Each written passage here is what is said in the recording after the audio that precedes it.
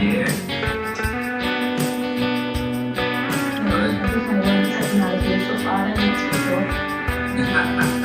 Finding it all.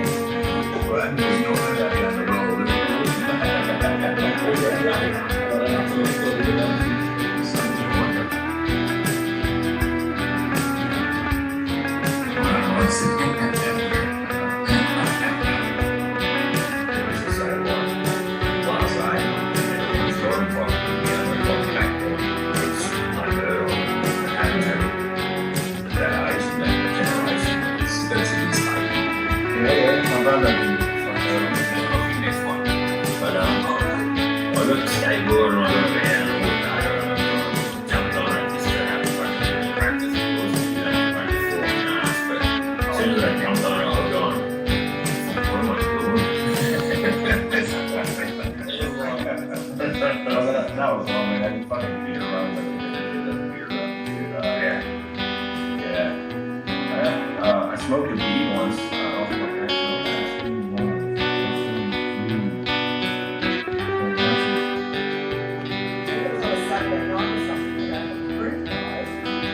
It was like, the owners Swearing off at the scouts, and then Buddy hits me in the back. Well, I got caught he stabbed this little Swiss Army knife. You never know Swiss Army knife.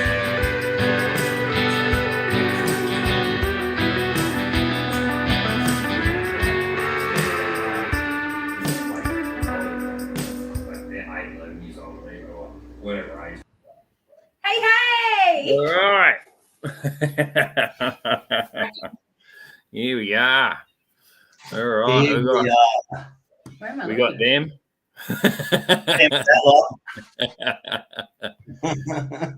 We got Kaz, Friday. Motorheads, and the other half, better half.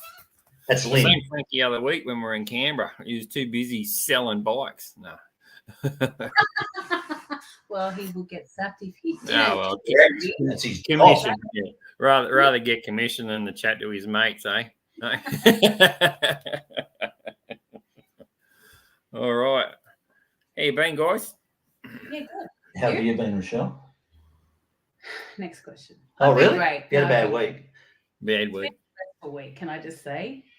because of me or your job? Because of you. Oh, really? He hasn't been well. I haven't been well. I'm still not well, but anyway. Yeah, and you've had a stressful week. Well, everyone's having a stressful week leading into Christmas, I suppose. Everyone's, especially you and your role, everyone's getting crazy with their demands and whatnot leading into Christmas. Anyway, Such That's is it. life. such is life. Who? Kazo, Rob, Nico, Frankie, Lynn. I think there was Always look good too. no, then the dude that Nico, this dude, I forget his name. Fucking It's Nick. His name's Nick. yeah, Nick Contrast. That's him. Yeah, but his name's Nick. Yeah. Yeah, he rode down Monkey Mountain Road. That's the old dirt road. Used to go to Kirsty's place. I used to ride that every weekend to go and see her. Right. She had a property out Pigeon House Turnoff, and yeah, that's.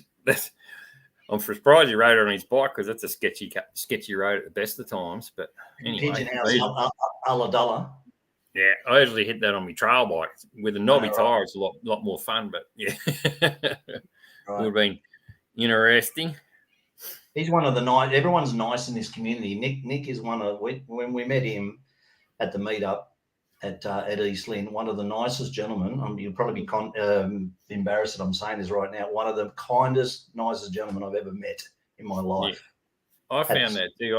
We didn't speak too much, but when we did introduce and had a bit of a chin wag later on and was full of booze, yeah, he was a nice bloke. Strangely, I didn't speak very much when my drone was in the tree. Oh yeah, we all know that. It's I didn't speak to many people apart from the. yeah. I was about to say we can see your pain and concern. I thought I did quite well to remain calm. Yeah. I did. Cost me a bit of cash to get it home, but anyway. Yeah. No, that was great, and I have to say, Chris did such an awesome job, and it was so nice to actually see so many people that are starting channels as well for getting out there for inspiration and meeting all those faces and then connecting with those people as well. So it's been a really positive thing, and I know you wanted to start. Your intention was to start that a couple of years ago, Smitty. So good juju putting that out there, and it's obviously going to grow and grow. And it wasn't all my doing too. It was Governor. Like me and Governor were chatting together, so we should get a meetup happening like the Yanks do, and that's where it sort of come from. Me and him having a chat, and then he moved from Queensland down to Tassie, and he's too busy with his wife and the cafe down there. But we tried, a 2 or 3 years, and it didn't quite get there. But Frankie, we're not putting a drone in a tree on a frickin' t-shirt. Who's burning gas, hauling ass? Who's burning gas, hauling ass? That is a great name. That's the big Scottish dude. Oh, I forget his name. Type your name in there. Christian, Big Bert, how are you, mate? When's the beard coming off, Bertie? Don't do it. Just give the money, dude. Leave the beard on. If anyone That's not cheating. Donated to Big Bert's cause, he's about to shave off his magnificent beard for men's mental health. Is that right? He only weighs about 34 kilos now. When he gets that beard off, he'll be about 18. You're just jealous. Yeah, I am. Actually, I am too. Run away. He's got the height about him, though, hasn't he? Yes. I don't know how he. There he's. Hey, Gareth, that's him. Hey, Gareth. Good Scottish to see you, man. fella. Yeah. Planning to get him on my live within the next few weeks or so. Yeah, right. I want your beard for my head, Bert. That's gold. Rob, even with that on your head, you'll still look like a beetroot in the sun, mate. We love you the way you are, Rob. Yeah. I don't have to be able to diet. Who's going on a diet? The beard wig diet, as in colour. Right. Anyway, let's find these questions. Here they are in the banners. All right. What are you looking at them for? You should know them off the top of your head. I do pretty much, but I got them there so they can read it as well. I'm joking. Me explain that. I'm joking. All good.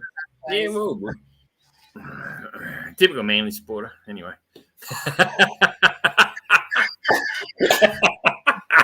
I knew I'd get you saying fuck off. What is it? How rude. Damn it! About 10 minutes into it. We kind of mouthed it though, didn't I? No? Yeah. Yeah. Okay. Threw the line out and caught a marlin. Not a There problem. we go. Yeah. The first thing, how did you, what was it? Here we go. What inspired you to get your YouTube channel? Rochelle? Don't ask me. Oh. I'm just the prop. Okay. Well, and plus, when you learn the moto, that's the other part of it too. Well, when did you learn to moto? As in the YouTube moto? Ride a bike. Okay. Well, everyone knows the story, but for those people that are new to us, hi, it's Harley Throttle. So YouTube, what inspired us to do the YouTube was probably on the back of learning to ride.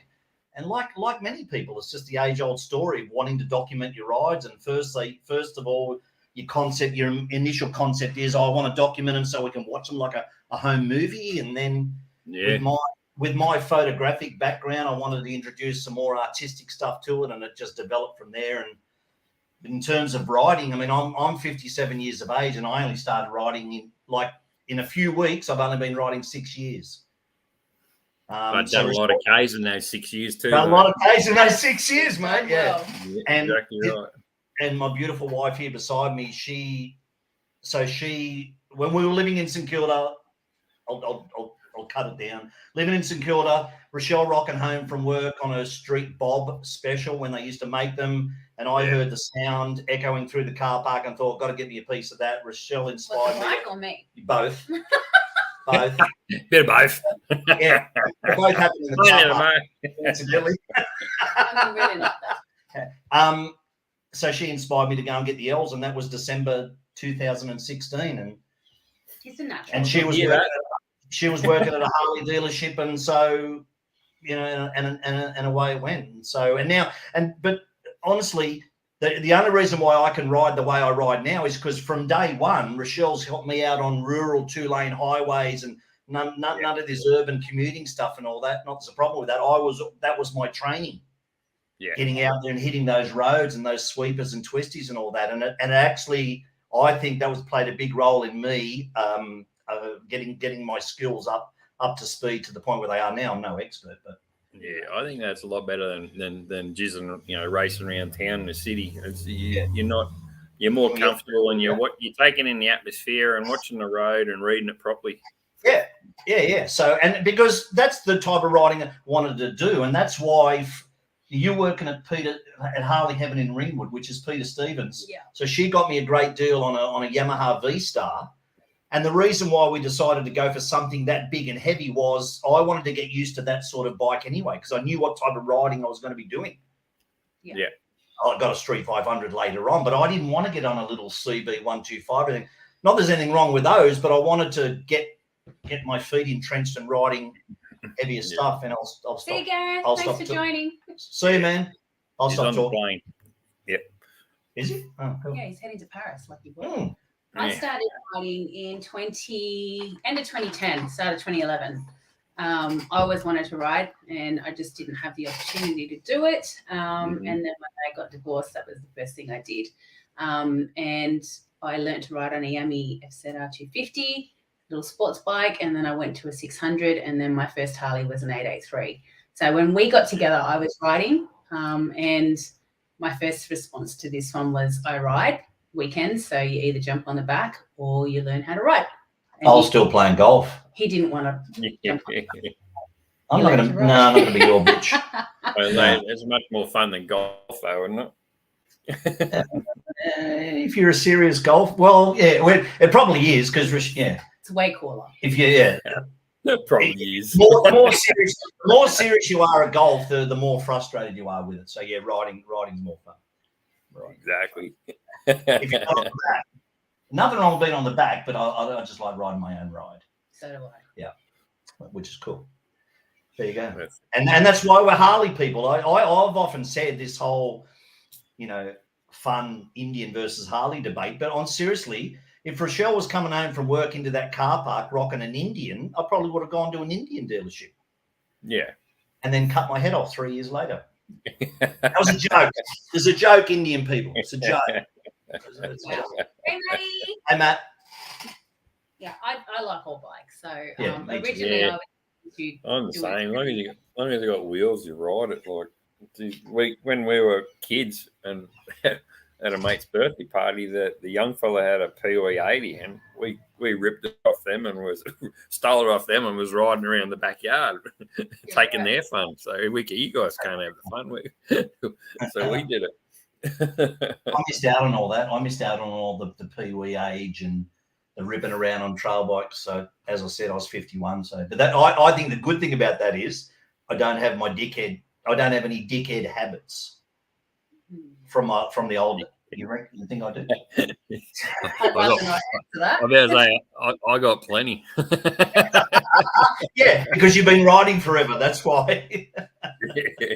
That's all. You know what to do. I know how to do it and when to do it. So right. yeah, you sort of get a bit of a knack for it. Yeah. It's like when we rode back the other day from a rally down the coast of Newcastle at a ride, the Central Coast ride, where I was talking, if you were going to be around and whatnot, but you were busy, and so was I. I know we come back and we got the Nabiac. No sooner we got the Nabiac, we got quicker. It was just wanted to get home. We had sore asses. We wanted to fucking get home. So the highway or the back way? On the highway, we just screwed it over to get home. It was a long day. We did the ride all around Warners Bay and all that, Toronto and everywhere else, and Walls. And it was a big ride, but a lot of fun.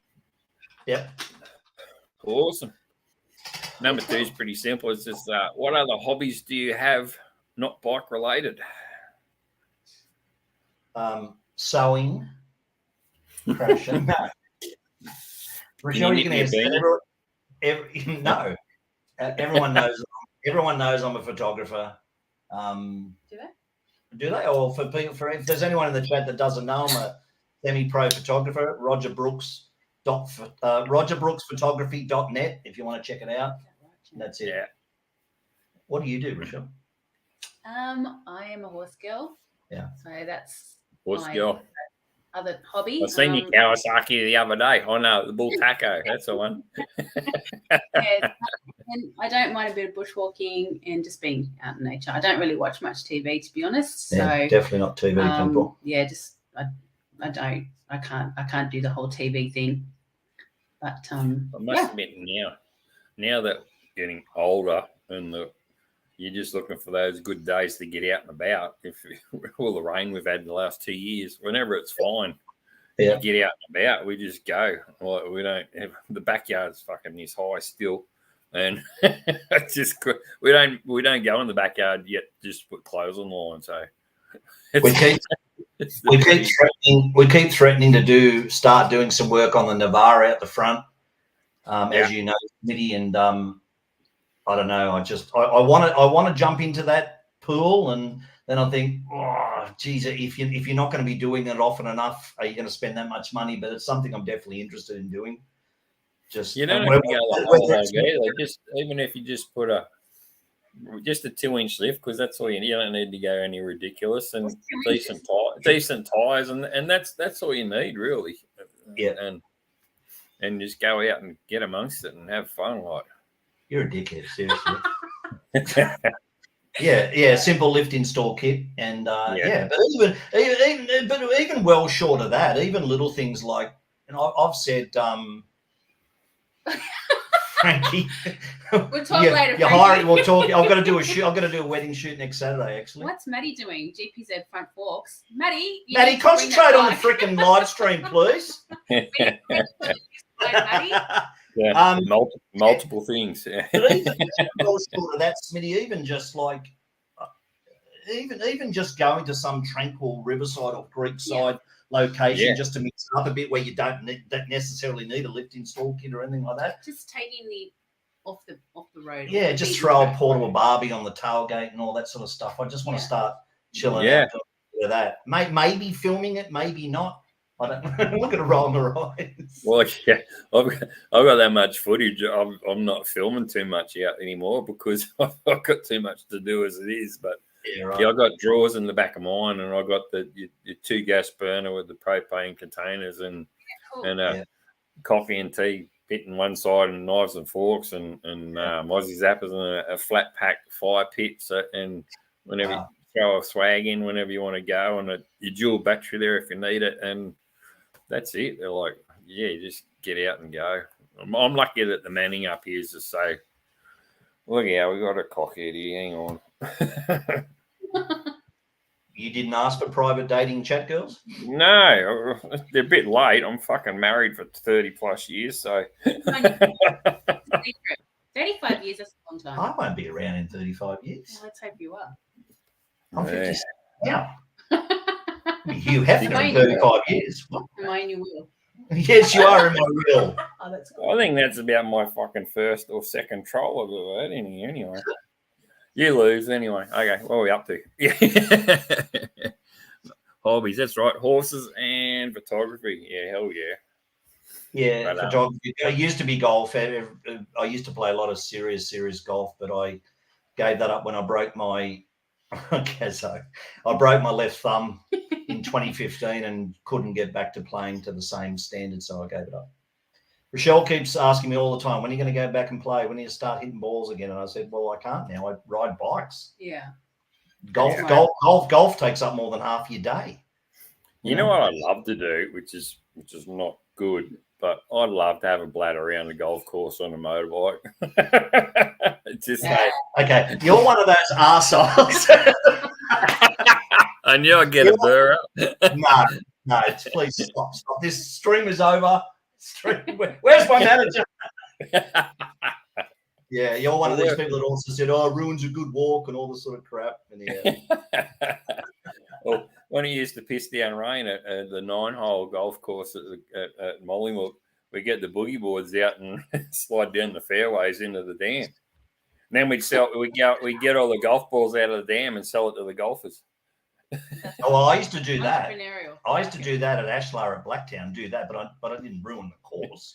Anyway. I just used to go into the lakes and the ponds. Yeah, and it's horrible.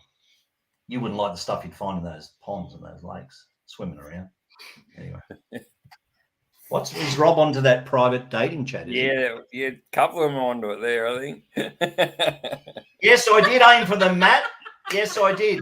I'll tell you what, quick story. Oh, when I played golf when I lived in Brisbane, one day we were playing there and we're on the 10th. We walked to the 10th tee and it's right down the bottom end of the course, nowhere near the clubhouse, strangely. Only course I played at where the 10th tee doesn't intersect at the halfway mark. And there was rounded up. And there was these smart-ass young kids just on the other side of the creek just yelling out shit in the middle of our backswing.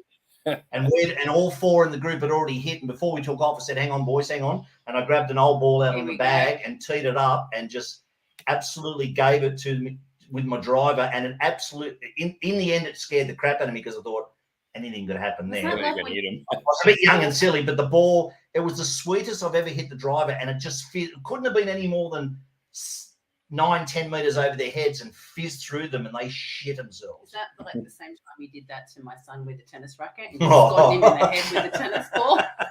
So you're opening up a can of worms. Everyone thinks that I'm a thoroughly decent bloke. This live stream is ruining me.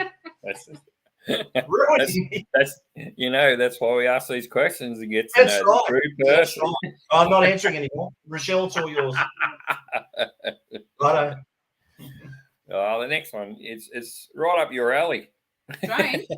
Drone. Nothing's ever happened. Well, prior to the meetup, I could have said, never had one. Never had a problem. Drone experience you've encountered. I can think of maybe one. There's a second one. It was actually the first one. So the first one was Central Coast Kids in Need charity ride. The second one was actually last week. And so I went and covered it. Last week. Got footage of everyone leaving. This is when I had the Mini 2. Matty! You're an arsehole, Matt.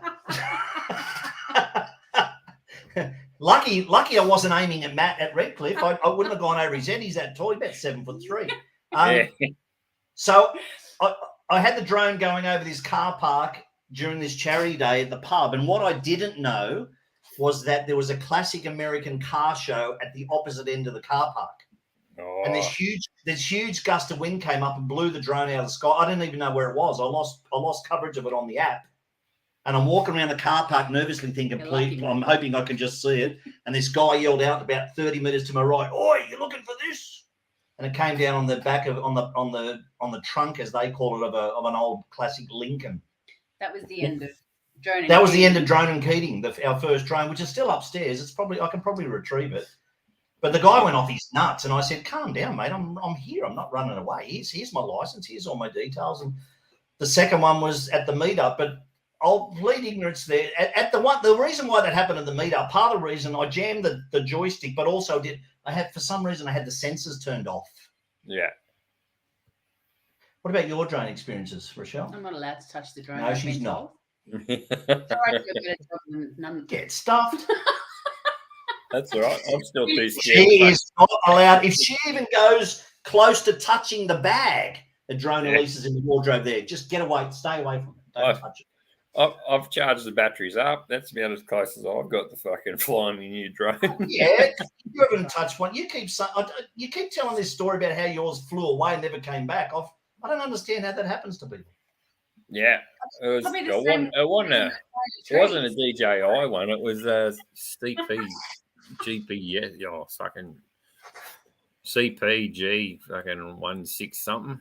And you just one finger launch I pushed and it just fucking took off. So it just never came back. Never come back. I put a new battery in it too, so it's flying 15 minutes that way somewhere. Gone. Matt said, "I never hit anything I aim for. I've got a line I could follow that up with, but it's a family show." Yeah, that's what she said. Triple X! right, Lynn. It would be better in my Get out of it, Lynn. What are you? Is she drinking? I love Lynn's sense of humour. Can I just say, She's gold. Every comment you make. She's getting too sassy, Frankie. Gold. She's getting too sassy. Oh, yeah, she's coming out of her shell, isn't she? Nice and quiet. Nice and quiet at the meetup. Bring it on. Nice and quiet at the meetup. Yeah, exactly. Exactly. Yeah. Yeah. Favorite band for me? Oh. Opus. 100%. Favorite band seen live, yeah. Opus. So there's a Swedish band called Opeth, Opeth. Yep. Frankie was probably nodding his head wildly in approval now. Sensational band. Started out as not quite black metal, but certainly deep growly vocals in them metal, and now they're more of a prog rock band, but just beautiful harmonies in their band. And they're one of those bands where you go and see them live and you go, man, I thought I was listening to a CD. Yeah. But my favourite, Judas Priest live at Download Festival at Parramatta Park in 2019. Is that great? Judas Priest, not that no. great. Get out. And Frankie will nod his head to this, but I don't know if anyone else would have heard of it, but the Devin Townsend project. Oh, yeah, he was pretty Canadian guy called Devin Townsend, Devin, multi-instrumentalist, and just saw them at the Enmore Theatre 2020, I want to say 2020, 2019. Mm-hmm. Oh, man, blew the roof off. Alice Cooper at the Horden Pavilion, which I shot. Yeah. That was fantastic. That was 89. Hey? Wanker. That was around 89. No, man, no, only a few years ago. Oh, really? Yeah. I didn't see Alice. Sadly, I didn't see Alice Cooper back in the heyday. Yeah. He's about to bring it. New album's about to be released, actually. Uh-huh. He's actually he hosts the Triple M show in Newcastle Triple M of an afternoon. Alice Cooper. Yeah. Yeah, Really? Yeah. Oh, awesome. It's that one or Classic Triple M. One of the Triple M's in Newcastle. He does after 6 or something, and also Dave Gleason does one as well. Yeah, cool. There you go. Frankie said, "Love him." Yeah. With who? Devin Townsend or Opeth, Frankie? Probably all of them. Summer, how you doing? Hi, Summer. Process.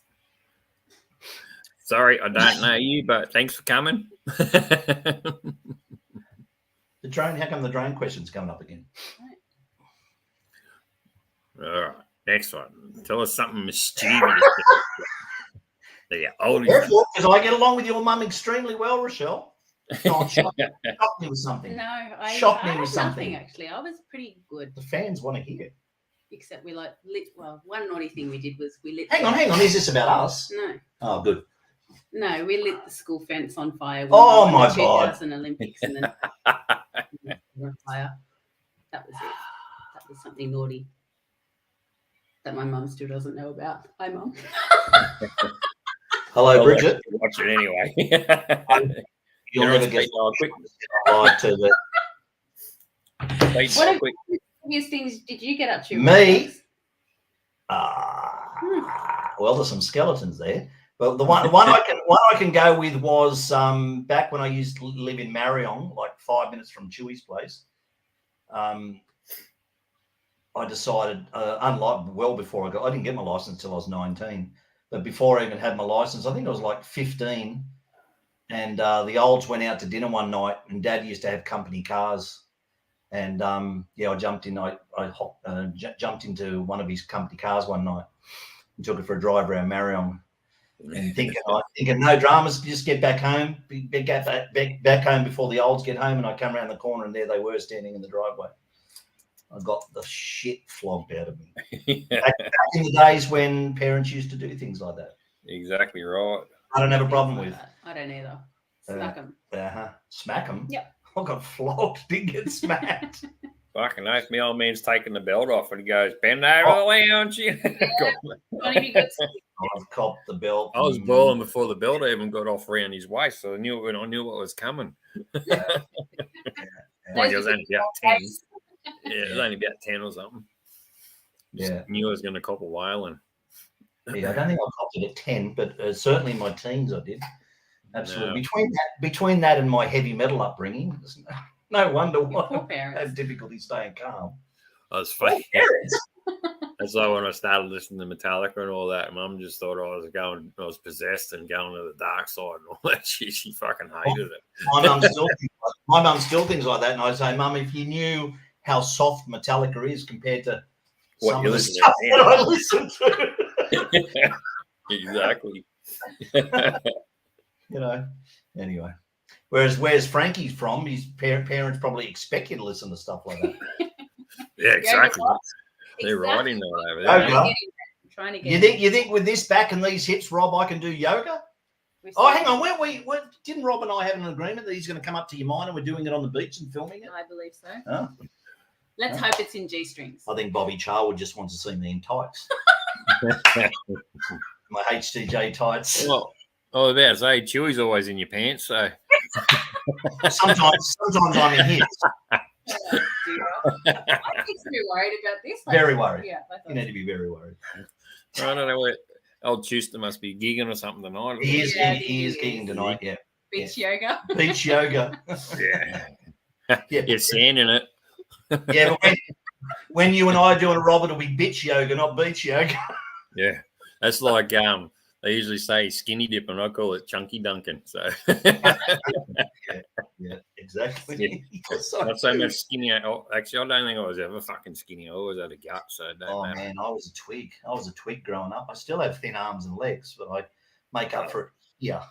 My boys, they're like fucking racehorses. They're skin and bone and 6'2" and scrawny, and they eat like fucking racehorses. And Well, yeah. I said it'll catch up to you in your 40s, but Oh. probably won't because they're fucking too active.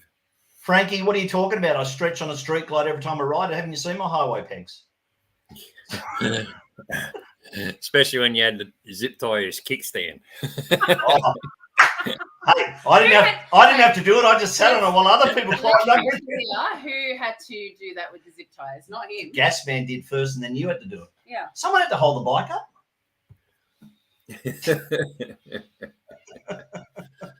All right. This is probably going to be a quick question. What's your most favourite sport you may have played or watched on telly? You go first. Favorite sport? I'm not a football girl. I bagged the shit out of him in his football. Yeah, we know. team. We figured that out. We know that.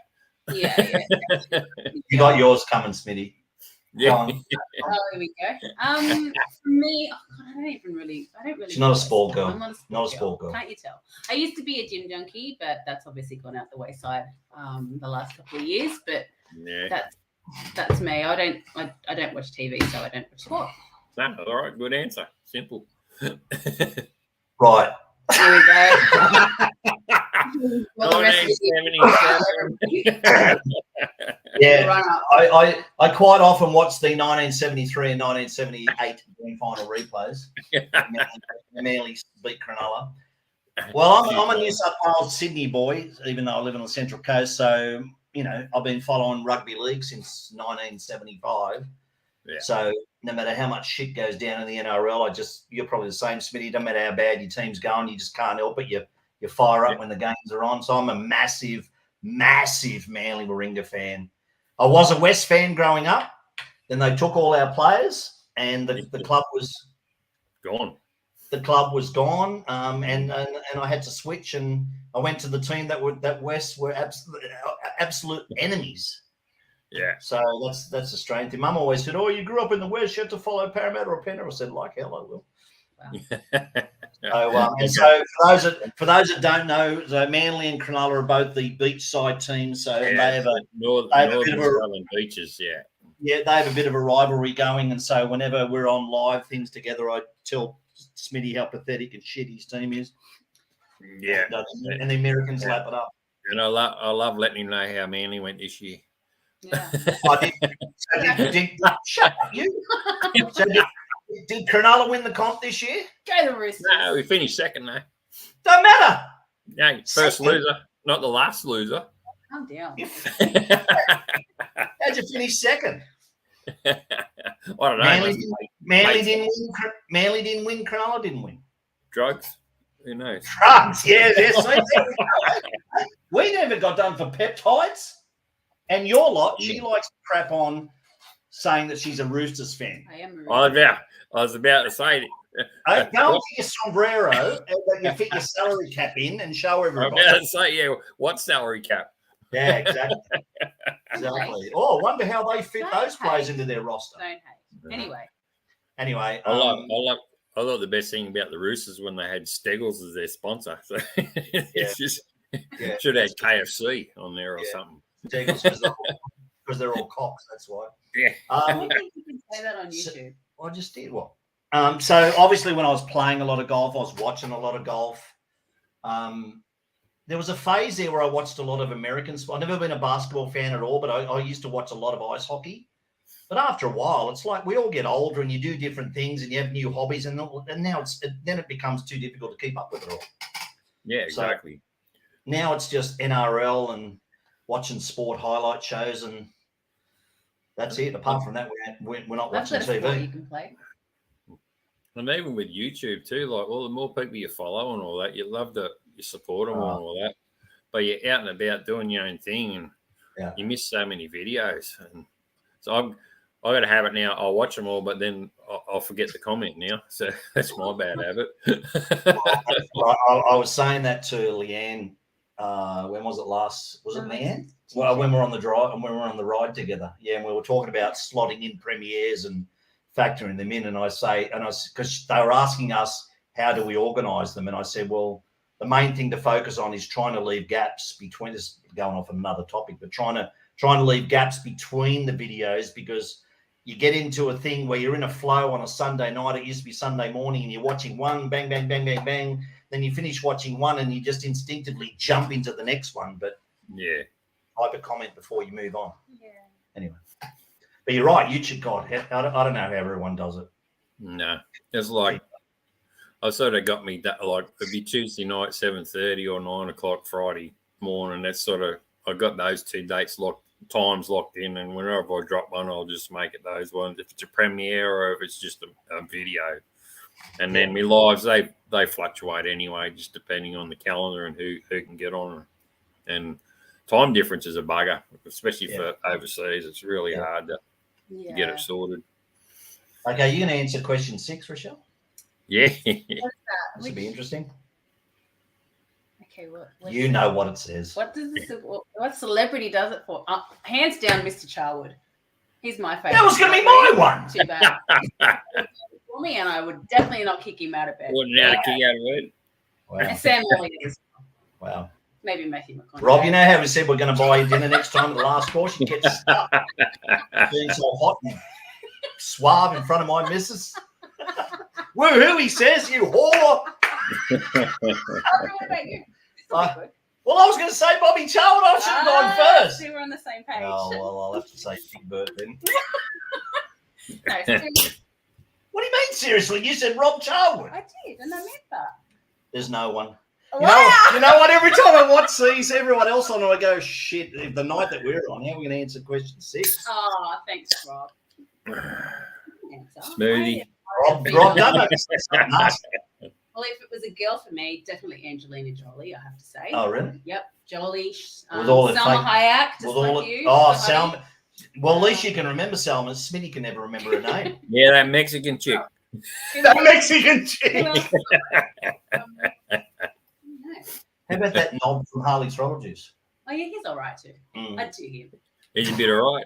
You doing? It's not coming through.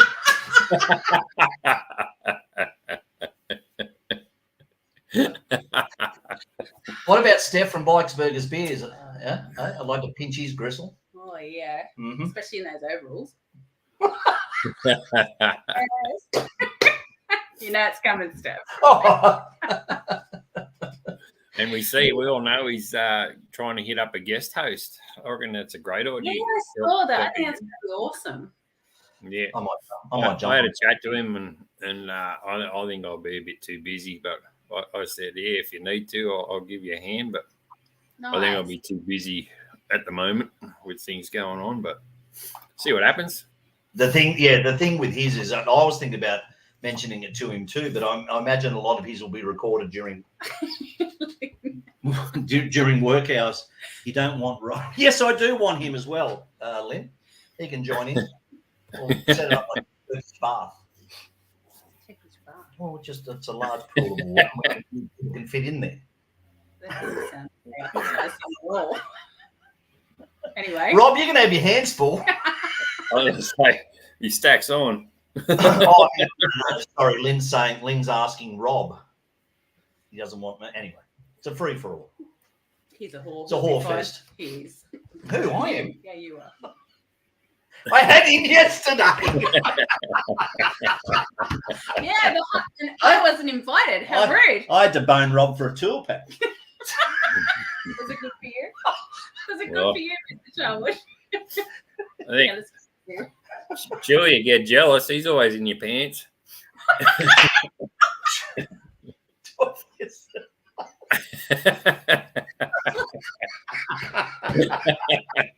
No one else will, Rob. Frankie, early Thursdays.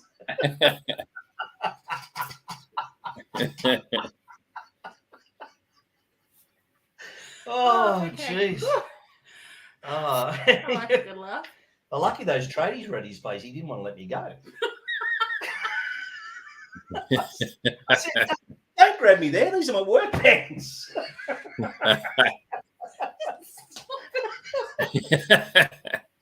Anyhow. Oh, anyway.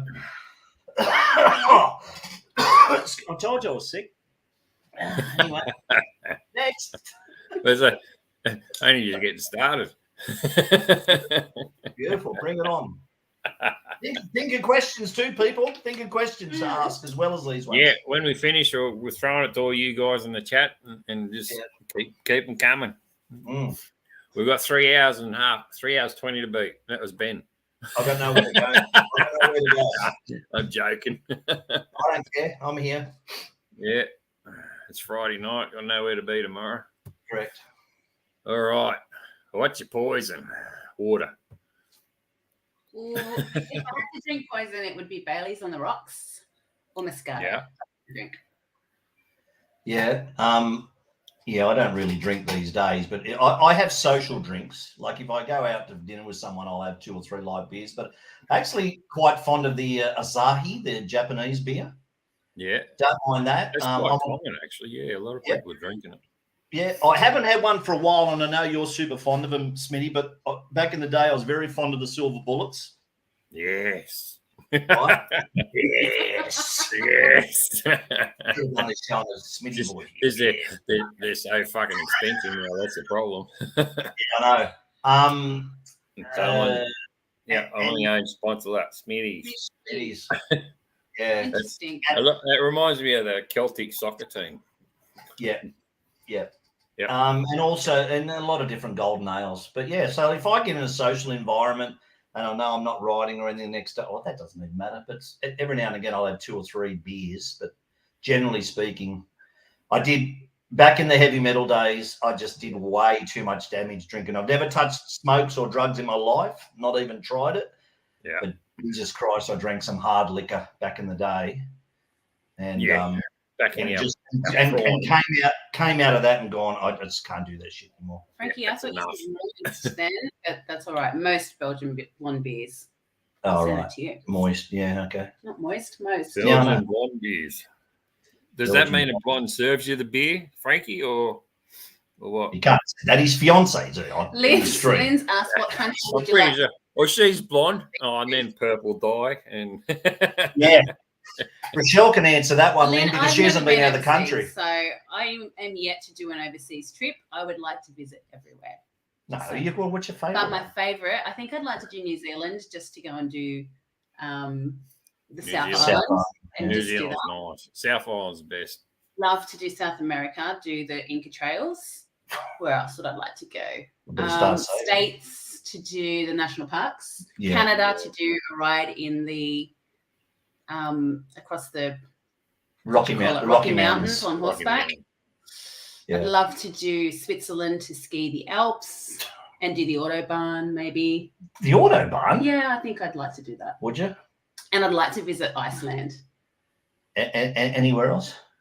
I don't know. How am I going to fund all these? Well, I've got an ass. She said I've got an ass. You does. Rochelle, you just fucked me last question because I'm pretty sure that's a bucket list question, and you just. Oh, good on you, Rochelle. Oh, sorry. Yeah. Think of another one. I've got plenty. Yeah. Yeah. I've been to a handful, but Without me. I'd like to go to different places in Europe. But I've been to the US. I've been to some Asian countries. I know, Rob. You better get cracking. Yeah, exactly. No, I better get cracking. Oh, Rob. Lynn hasn't been overseas either. High five, sister. Why don't you two go over there together? Mm-hmm. Mm-hmm. Are you going to Belgium next year, aren't you? I know. I was going to say someone's going to Belgium next year. And Mm-hmm. congratulations, Frankie and Lynn, on your engagement. We all invited to the wedding, eh? Or we're going to gate crash it?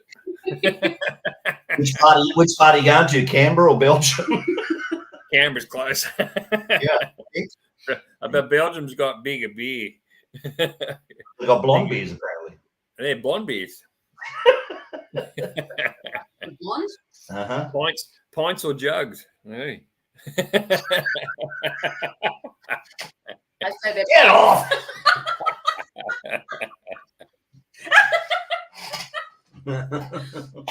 Yeah. Like, hangover cures. That's it. What was your favourite hangover, Brecky? Whoa, In I'm the going to day. say poached eggs with salmon. That's And not spinach. that's healthy, That's my hangover breakfast. is it? Yeah. Yours? Here we go. Bacon egg roll, cooked onions, and hash brown.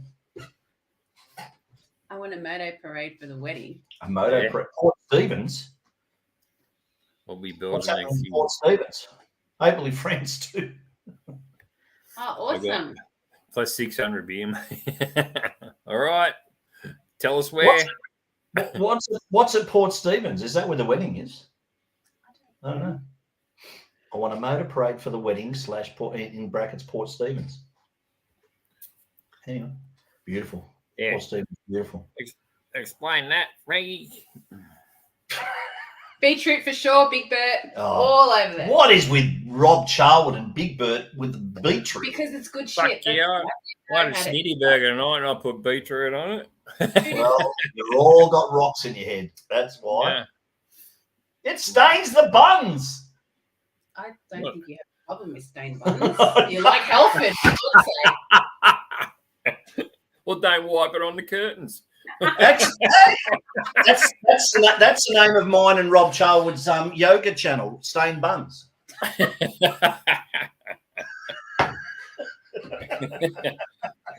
Yeah, we know some bike owners. No beetroot. The beetroot relish not too bad, but the big thick slices of beetroot and tomato, not on a burger. Get them off. Are you even Australian? I know it's not Australian, but no. And I don't like Vegemite either. There you go. I've said it. Fuck me. Oh, that's right. You're Italian now, aren't you? I am Italian. I'm There you go. Italian descent. Yeah. Oh, Leanne's going down a dangerous avenue there. So you like Vienna? You like Viennas and pasta? And all that Yeah. other shit. I like what? Pastas. Vienna. Yeah. The bread. Viennas like- and all that. Absolutely, mate. Absolutely. All I Italian. know that because when Dad owned the bread run, we used to have, that's all that they sold was Australian and Italian Viennas all around $1 because there's all Greeks and Italians there being a fishing village. Pasta in one hand with a fork and bread in the other. That's how Italians Yeah. eat. That's why they're the size of a house. Anyway. Look out, Frankie with his I'll do it, Frankie. bread on beef, fruit and tomato.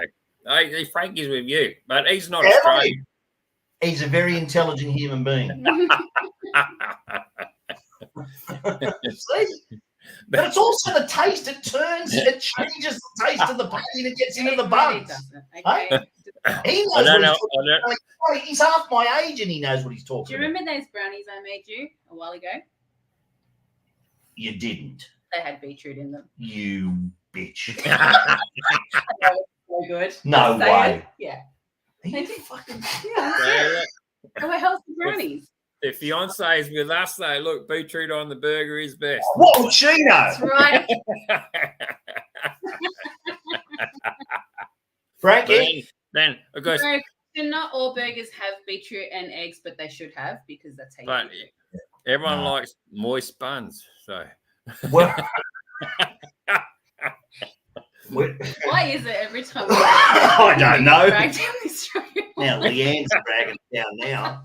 Leanne's dragging the value of the show down.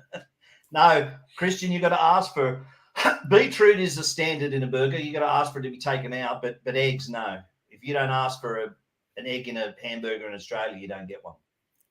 Beetroot, you do. And the amount of times Rochelle has ordered me a burger and forgotten to say no tomato, no beetroot. Maybe she didn't forget. I did. What a nasty you are. Eh? No wonder you're the sideshow on the channel. What? Wait on, I said in the green room I was going to shut up and say nothing, and you want to do all the talking. I knew that wouldn't last long. Thanks. All right. What drink you've had and swear never to touch again? Oh, that's an easy one for me. Midorian lemonade. Really? Oh, really? Yeah, that was a real wild one back in the day. All the girls fucking loved it. That was a nasty night. Midori. Okay. Disgusting. I've had some wild, Concoctions. disgusting nights with tequila slammers. Oh, Listening to Death, the band Death. Mm. Hail Chuck Schuldiner, hail. Frank, you'll know what I'm talking about. Listening to Death and Darkness, Death Angel and Dark Angel, and on tequila slammers to the point where you just drink so many, not Sabbath. I said Southo. Oh, Southo. Grant And then Southo. your head just turns into an anchor and you just vile shit. If I even see tequila, smell it, oh man. One tequila. Oof, bad shit. Uh-huh. Nasty. Most shit. of them are gone, though. It was Ice Spike, Rob, and Chewy. They're all said Southo. Like they've been really cooked. What were the reasons? Because they drunk it too much, or they don't I like guess the taste? because they drank too much and they felt like they were having oranges and shit. I don't know. What's Grant's? Up North Rider? Grant's is Scotch. Is it Scotch? Yeah. Okay. Grant's Yeah. Scotch. Straight up, or did you mix it with Coke? Well, to be sick and tired of it, I don't think. I think it's straight up. He might have mixed it with everything else. 18-year-old mistakes indeed, Rob. There's plenty of 18-year-old mistakes. It's like you were just saying about tequila slammers. I was at an 18th birthday party. Craig Pollock, and we're out in his shed. He was a gyp rocker, so we're all camped in his shed, sleeping in the back of the van and all that. And shitloads of beer. Then we got on to the tequila slammers and the rum chasers, and just had 3 or 4 chucks, and I'll have another go. Had another one. Nah, that's it. I'm done. 1986, Slaughterlord and Mortal Sin and Massive Appendage. Yes, that was a band's name. Yeah. Toured Melbourne, and I was very good mates with the guys in Slaughterlord. Still are. I've seen Mortal Sin. One of which is Steve Hughes, the famous comedian and drummer. Gengels. And so we were on one of those 18-seater Toyota Coaster buses. Yeah. You know that we used to live in a set of units right at the bottom of the Great Western Highway, just before you get to where the General Burke Hotel is. So we had a case of 24 bottles. A mate and I shared a case of 24 750ml Jim Beam bottles for the trip, but we decided to get on a bottle of El Toro tequila from the start. And anyone that knows Church Street heading towards down Villawood Road to the Meccano set, which is probably maybe a 20-minute drive. Yeah, it's a fair hike. It's only 20 minutes, so we slammed a bottle of tequila, just one guy and I, before we got to the Meccano set. By the time we got to the Meccano set, we were slam diving over the top of seats and all this sort of shit. It's a heavy metal thing. I wouldn't do that these days. Did he tell you that story with Shell when you met?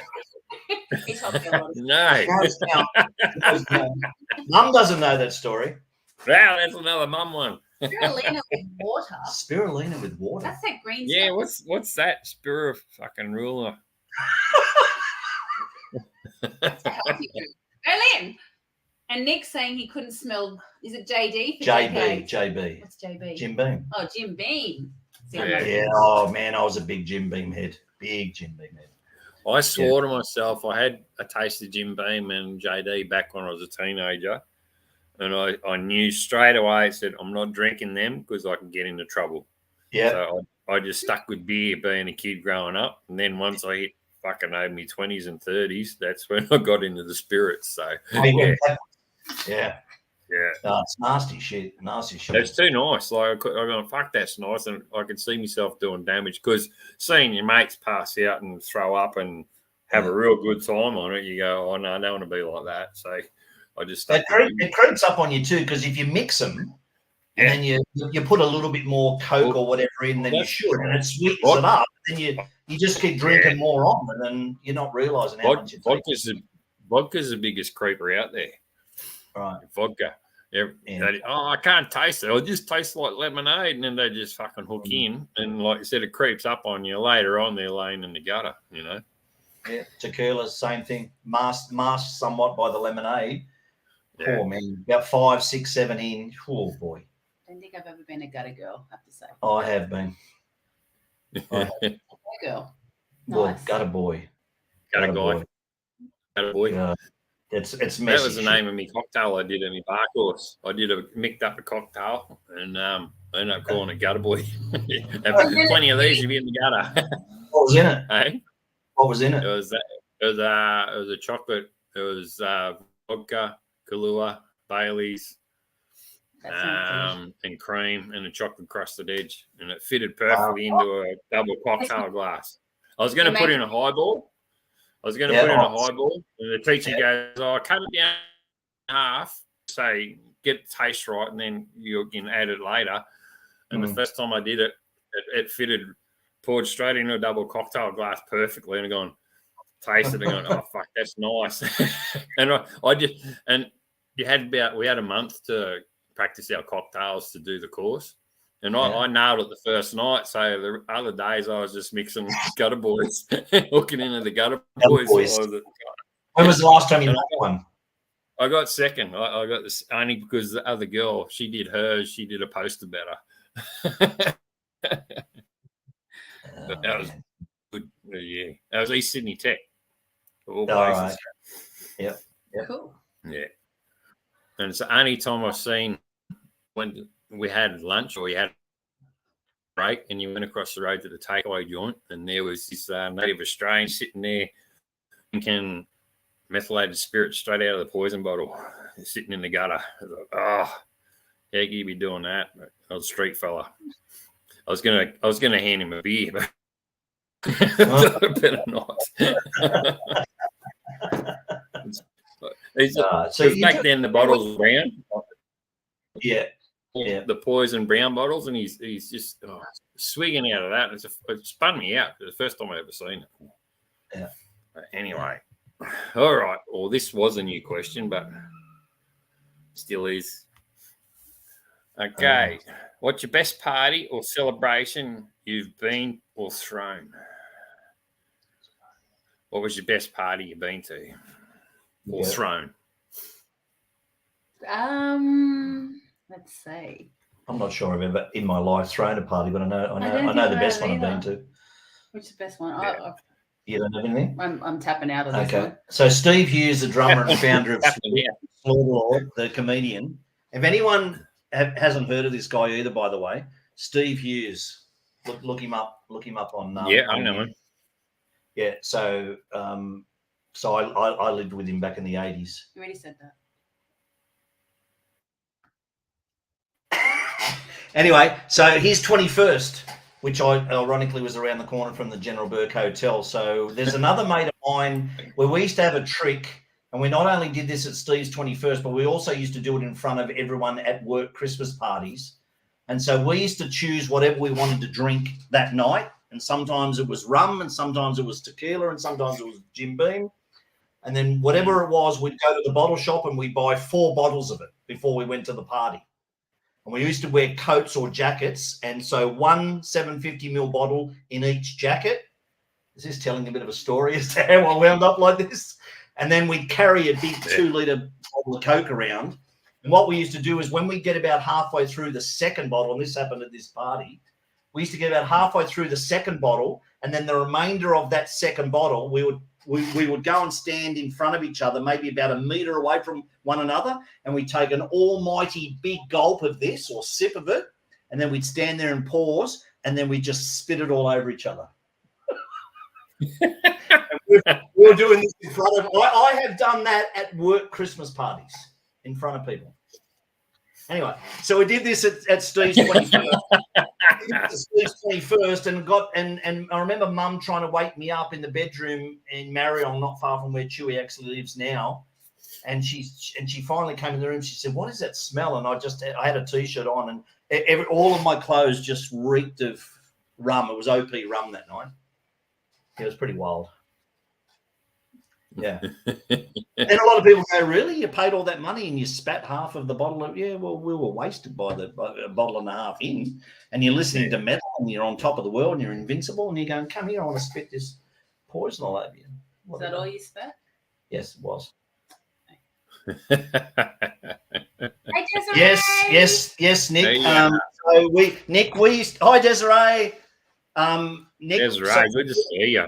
Steve and I, didn't grow up together, but he grew up in the Blue Mountains, and then for 2 years we lived together in a unit in Parramatta. And actually, I'm still very close with him these days, and I'm actually overdue to have a long chat with him one night. But for anyone that hasn't seen the stuff, highly, highly intelligent human being and a very, very sharp, witty, intellectual comedian. He's actually over in the UK at the moment because he has an issue with Australian comedians and the Australian comedic scene. Truly impressed how you can imagine. Hey, good point, Frankie. Good point. That was actually Lynn. Was it Lynn? Lynn said, Hang on. I'm really Lynn. What did Lynn say? I didn't know, Steve. Frankie, is she beside you right now? Steve Hughes is 55. I'm 52. She's sassy, isn't she? I love it. Wow. I like it. She's coming out. She's come out of her shell, eh? Not coming out of her shell. She's out of her shell. Yeah, exactly. I reckon she's coming out. She's got more to come in, I reckon. Disgraceful. How's the new fight going? So everyone, Windroad Therapy, if you don't know, that's Desiree from Florida in the States. She has a Vulcan, has a Kawasaki Vulcan S, and has just added a Harley Davidson Heritage to the stable. Awesome. I seen a video the other day when she was cruising around on it. It was awesome. Yeah, good to see. Yeah, nice bike. Great. We'll get her on one day. I know she's up for it. We just got to organise a time, eh, Des?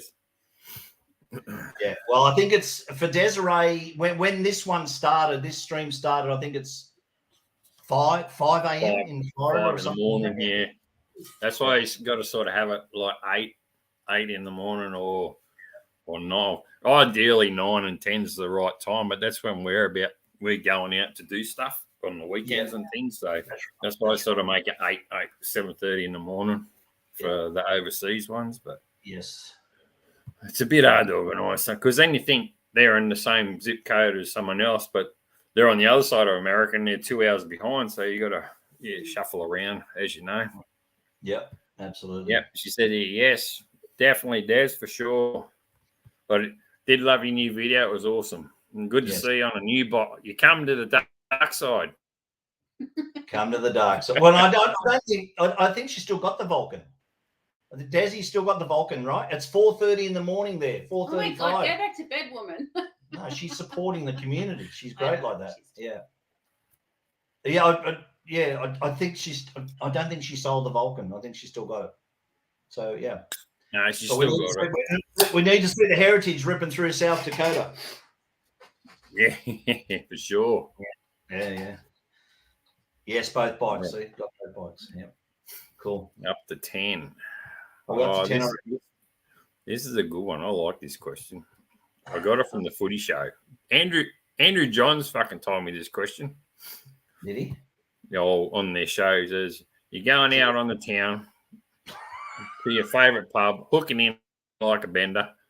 Yeah, you take 4 people with you, past, present, an actor, family member, singer or band, and your choice.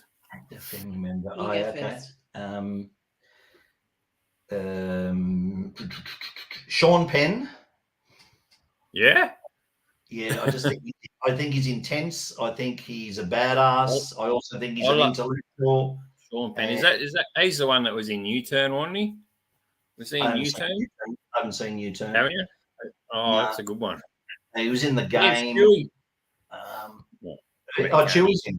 Hey, cheers. Oh, he said he can't hear. Popped in to say good day, Smitty. Good on you, mate. Sam, yeah, see, look, her name is Sam. Mexican bird. I'm waiting for it to come up here again so I can see the order that it needs to be in. Oh, yeah, the order. It's the family, well, you know what? I'm going to have to take 2 spaces there without getting too emotional. You can have more than 5 or 4. Oh, okay. Well, Sean Penn. It's just a bit of a guideline. So my father and my brother, who are no longer with us, and really sorry. Yeah. Was your brother older or younger? He was younger. Yeah. I know it's hard. It's like we're still like with Kirsty's brother. Kirsty's brother took his own life in 2003, and like we still talk to him like he's here. It's just the way it is. Yeah. He lost his battle with cancer. Well, that's even harder. Yeah, definitely. February 2016, a week after his 49th birthday. Dad's been gone 20 years, and I won't speak. I won't speak. No. But I won't speak on behalf of Rochelle because Rochelle's got a similar, arguably deeper story on her side of it. But singer band, God, it used to be metal people. Now, probably I'm going to say, in light of what I've been posting the last few days, Steve Hogarth, the singer of the British neoclassical rock band called Marillion. I just think those people, and this wouldn't be the way I would have answered if I asked this question 30 years ago, right? But these are the people that I think I could have a nice, respectful, intellectual, but also funny, sassy conversation with over dinner at a pub, without it being on a bend type setup. Too wild. Yeah. Yeah, because I'm not wild anymore, but even though no. Now Rochelle's. Okay, actor for me, I'm going to say Audrey Hepburn because she's so classy, and I just think she's just female in, that is just the epitome of female, just classy. Well driven. Yeah.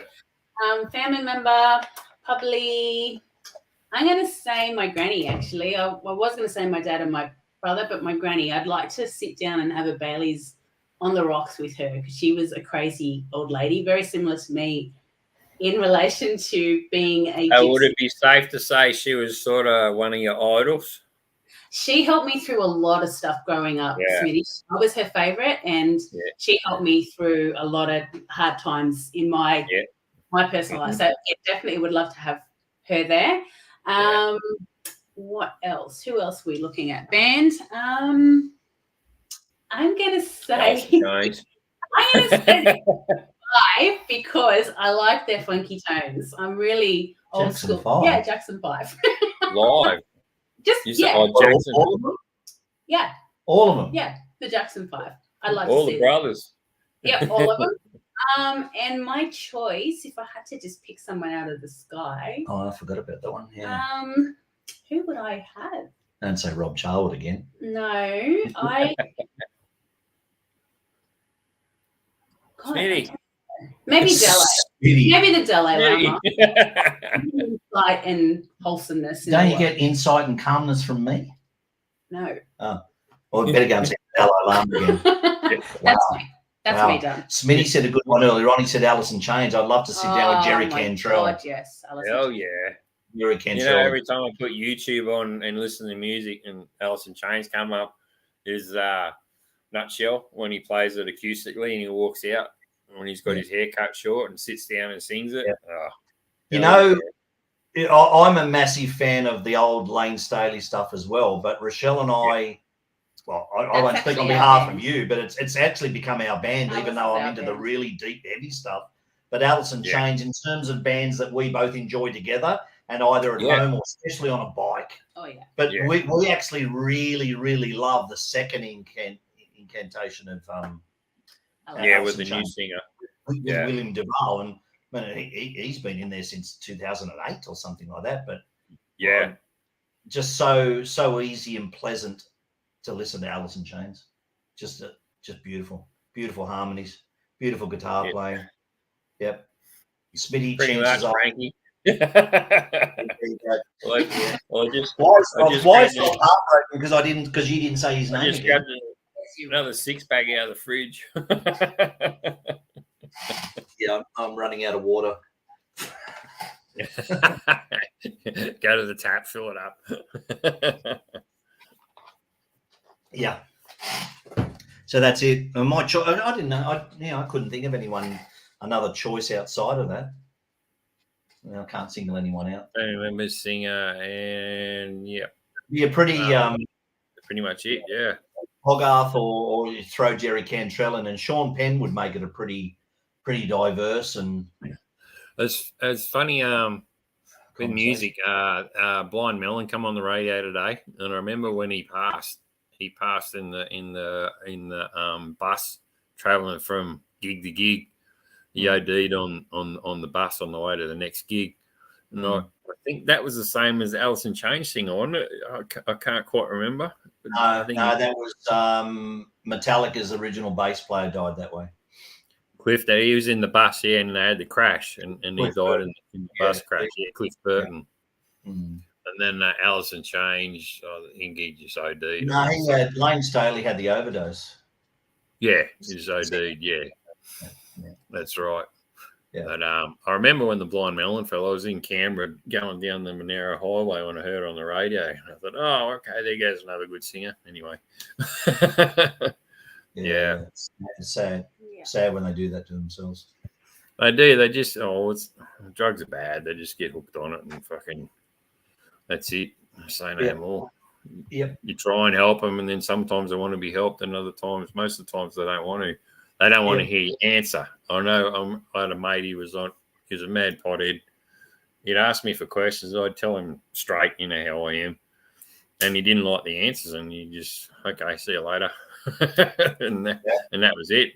No more friends. So he'd rather stick with the green than have friends. So Yep. And that was a while ago. Okay, next one, tattoos question. Tattoos. What was your first? Tell us your story about getting your tattoo. And my first tattoo. One part of Rochelle's largest one you'll get a glimpse of in Sunday night's video. My first tattoo is a music symbol right here. Yeah. That was my first one. So I got that when I got divorced. And that is that's a surname. My surname, Cupido, in the treble clef. So that just, for me, it's just signified, because my family are very musical. Dad especially was very musical. Just signified coming back to myself and being back with the family and just music for me. I've got a few different pieces on my body that each have sentimental values, and the only one I don't like is the one behind my ear, which is the dream catcher. Hate that one now. That one is absolutely disgusting, but there's obviously that one. I like that one. I like the sugar doll. There's one that goes on the right side from the ribs down past the hip, wraps around your inner thigh. It's very nice, and I just love them. I'd have more. You'd have more. No, I would too. I was the kid that we were talking about it today, and remember back in the day, you had the Chewy wrappers with the tattoos on it. I was a kid, with 7-8-year-old kid with fucking sticky tattoos all over myself. But I'm glad I respected my oldies that much that I wasn't game to get a tattoo. Plus, my old man would have flogged me. going to get a tattoo when I was in my teens, and I waited till I was about, I think I was 25. I was 25 when I got my first tattoo. And then it's good in a way, like all mine have meanings, which is good. I'm glad I sort of kept it in that way, and I tried to pick out the best artists I could at that time. And I'd love to get tattooed by Tennille up at Garage Inc., but it's too far away. And they cost too much these days. Or Rochelle's daughter next door has started about a year ago. Started getting random ones on her arms and one in the middle of one of her calves. And then a week ago, 2 weeks ago, last Friday, got one covers a whole back from the neck down to the And Rochelle's mum is disgusted. Rochelle's fine. I'm fine with it, but Rochelle's mum's going, no. Yeah, it's funny the elderly like that. They don't like it. I've only got one. I got one in 2004. It's a big band that wraps around that arm, and even Rochelle's, my stepdaughter, whatever you want to call her. So she often says, "When are you getting more?" And I go, I like them. I love them, but I'm just going, 57 now. I'm kind of thinking, it's past. Doesn't matter. Yeah. I don't need any more now. That's fine. Lynn asked a question. What's your favourite vlog? Yeah. Oh, that was Lynn's question. Yeah. What's your favourite vlog on our channel? I have to say my favourite is the one that's coming up on Sunday.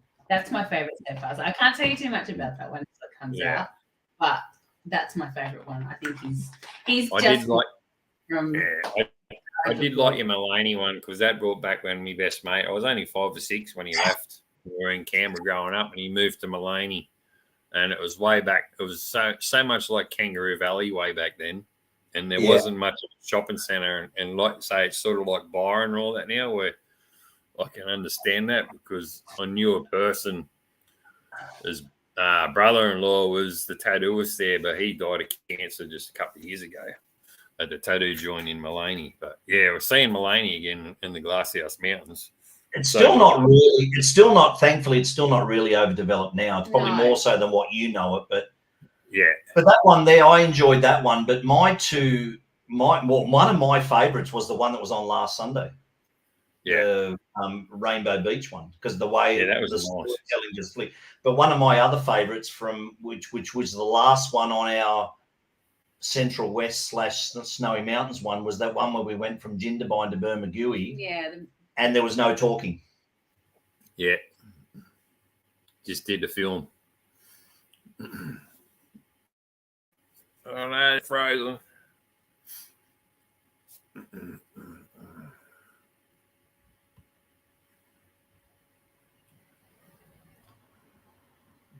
Bug up.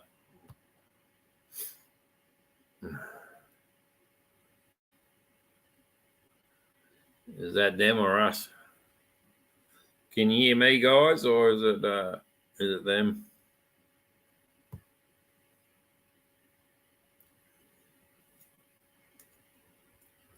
Last one. Exactly right, Frankie.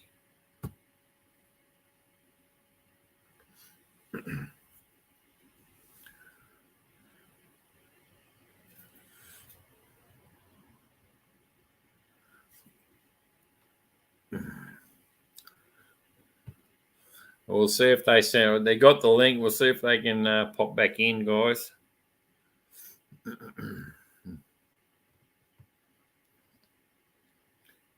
Prem Sunday, you're going to Guns N' Roses. Fuck yeah. I seen them when they first came out to Australia for the Appetite for Destruction tour.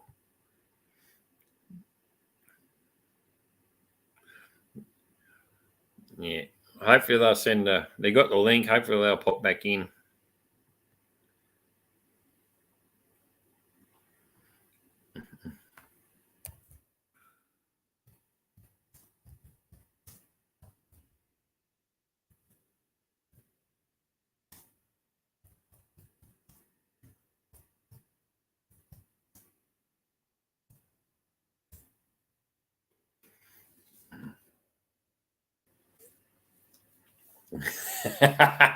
Pay the internet bill.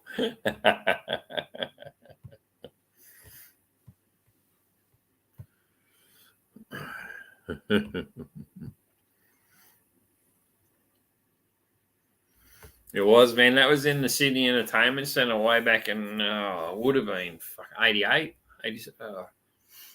89, because me and Mrs. Smitty hooked up in 87. That's when I started my apprenticeship. And, yeah, between 88 and 89, I've seen Guns N' Roses in the Entertainment Centre. I went by myself. I just fucking run amok.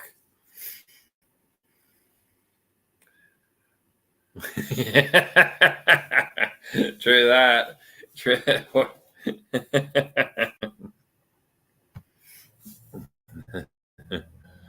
Nah, true.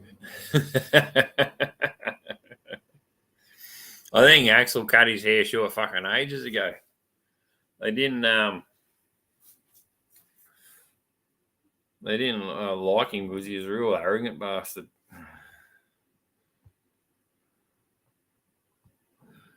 It's Des, fuck, what time is it? It's 10:09 here. Friday night.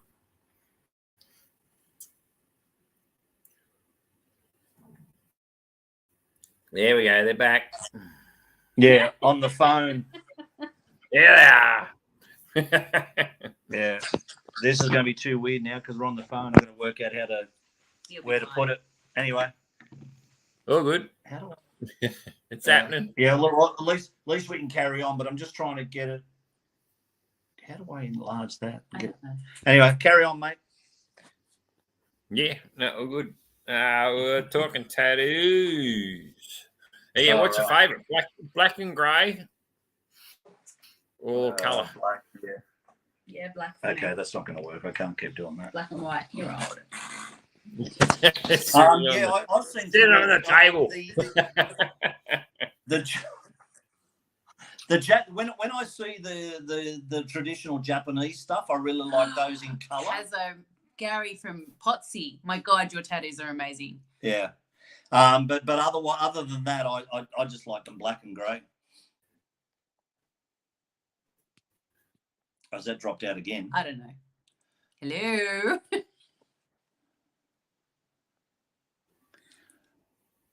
Can you hear us? Can you hear us? Yeah, all good. That was my end there. Fucking something's going on the Wi-Fi here now. Yeah, all the kids must be fucking playing. Maybe they're trying to get us upstairs. off here. Mm. Yeah.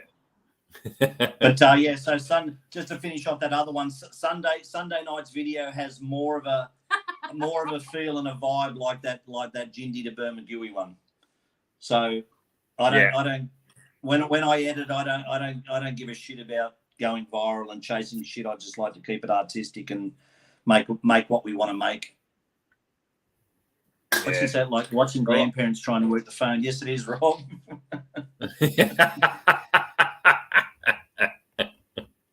Rochelle's arm will be stuffed by the end of this. She's literally extending her arm out, holding the phone up.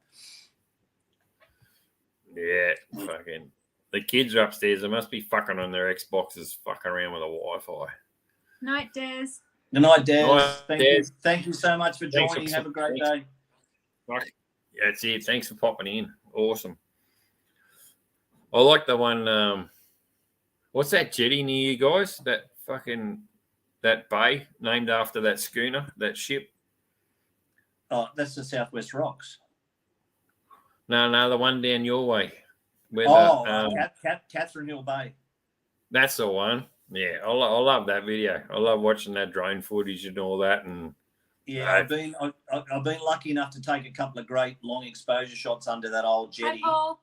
Hey, Paul. And I said to Rochelle, got to get the drone flying over that jetty, and before they shut it down, because one day I reckon they'll get rid of that old jetty. Yeah, it'll get too dangerous and they'll end up knocking it down. You think with all the weather? Because there's too many people that jump the fences and just want to skylark and carry on there, and there'll be an accident one day. So I thought I need to get the drone footage over there before they shut it down. Yeah, we wouldn't do that anything, would we? No. 35 years ago, I might have, but anyway. Yeah, probably when I was fucking 25 or something. But anyway, yeah. That's like my son, this boy who was 26 on the 1st of November, and I said, "Fuck, you're half my age," And he Yeah. is. I'm 53 and he's 26. Yeah. You keep doing that. I'm All right. gonna keep trying this. I'm gonna keep trying this link on my iMac here just in case it mysteriously starts working. Okay. All right, mate. All good. And number 12, next question is what advice would you give the 15-year-old you? And would you fucking listen to start with? Don't drink tequila. Oh, it's back on here. Yeah, we got you. There we go. Turn that one off, Miss Rochelle. Sorted. Sorted. Right, here we go. What was the question again? What was it? Advice. Yeah. Advice on life. What advice would you give the 15-year-old you? And would you listen anyway? Buy the horse. Probably not. Stay away from the boy and buy the horse. Buy the horse. Always the right hand, Paul. Buy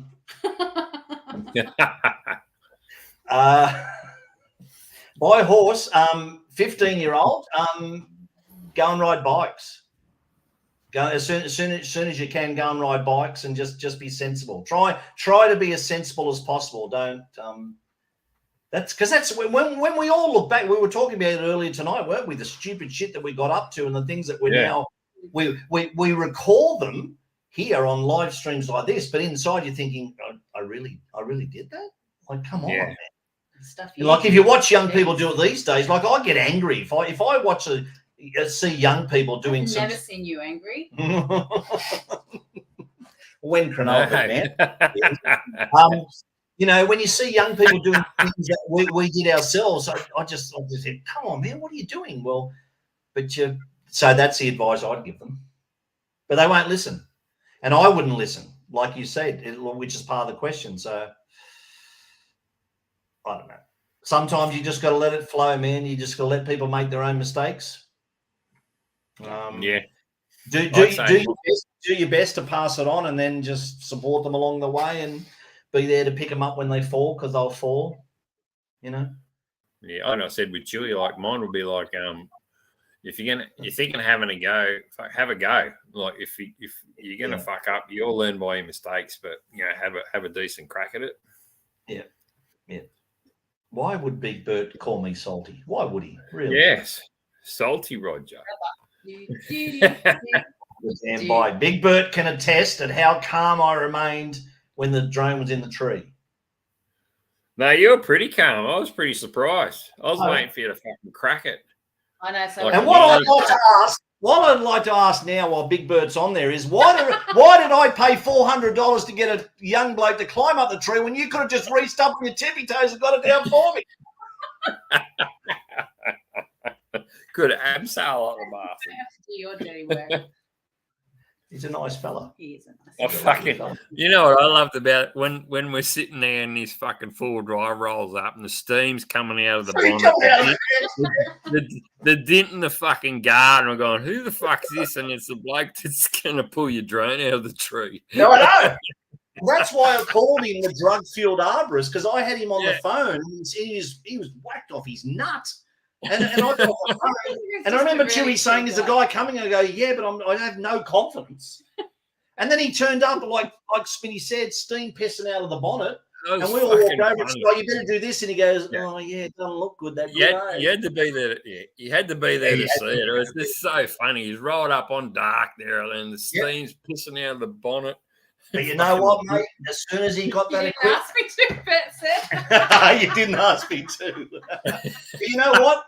As soon as he clicked into arborist mode and he had that gear over the road there, mate, he was up there like Spider-Man. He wasn't he? Yeah. Impressive, actually. Knew his craft, but we gave him a little bit of extra cash. Rochelle had food there that we were going to eat, but we thought, and Rochelle gave it to him and said, and he was surprised, wasn't he? Yeah, he was lovely. And what an experience, eh? And we filled his radiator up and give him a bucket to take with him. Correct. So he could get home. Correct. Like that. Yeah. I reckon that was one of the best bits of the whole weekend when he just rolled up. I'm going, fucking check this out. Yeah. I can say that now because I got the drone back. Yeah, exactly. Yeah. And now look what it's doing. It's fine. Train release is fine. Train release is fine. He didn't ask me to. Right, Rochelle. What 15-year-old you? What advice would you say? She's barely 16 now. Well, you better run. Like I said, buy the horse, stay away from the boy, and spend time with your family. That's what I would say. Better start doing that. Yeah, that's it. Well, it's a tough one. It's a tough one. It might be cheaper than fucking boys too, like you're saying. Yeah, what do you mean? Whole lot bloody cheaper. The family thing's a tough one because you do it when you're young and then you move on and life takes you down other avenues and you sort of drift away a bit unless you live in the same suburb. And then you get older. Am I really just making excuses for what I don't do? You know? And then it's hard. All of a sudden, it's hard to. Is it though? Anyway. Hi, Mum. Final question. Future plans for the channel this year, and what Shut should we keep an eye out future for? plans? We're shutting the channel down. Oh, no. See, I told you. I have to say, okay, for everyone. And there's the other. What's the number one thing on your bucket list? Well, Rochelle just named about 15 of them. What plans do you have for the channel, by the way? I'm going to edit a video one day. Pig's ass, you are. I don't have any plans for the channel. I'm literally just the prop. Let's be honest. You're the But star. I will say Just there are walk a few edits and there are quite a few directional edits that I have contributed, which have enhanced the channel, which I don't get mentions for. You'll never get the credit. Some good ones. See this? That's because I control this. This for me, I would like to do a cattle muster across the Australian outback. That's the bucket list for me. Yeah. Mrs. Smitty wants to take me out Ayers Rock and all. She's been around Australia fucking 4 times with her parents. They travel all the time. Yeah. That's amazing. That was before she was fucking 13. Anyway. That's awesome.